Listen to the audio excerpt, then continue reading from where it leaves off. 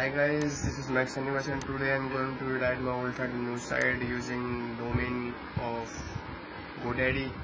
This is the old site expired in 2 days ago and this is new site maxuniverse.com, and I'm just forwarding my new domain to the new domain just using the connect to linking site.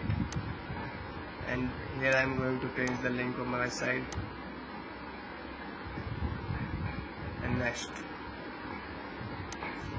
All I'm doing is literally want to just redirecting my old site to new site, and this is how I'm forwarding my new domain or domain to any site.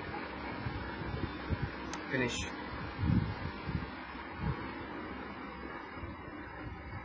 And here you can see the task has been completed. Let's have fun. That's it. That's you all need to do to redirect your site in case you have lost it. That's it. Thank you.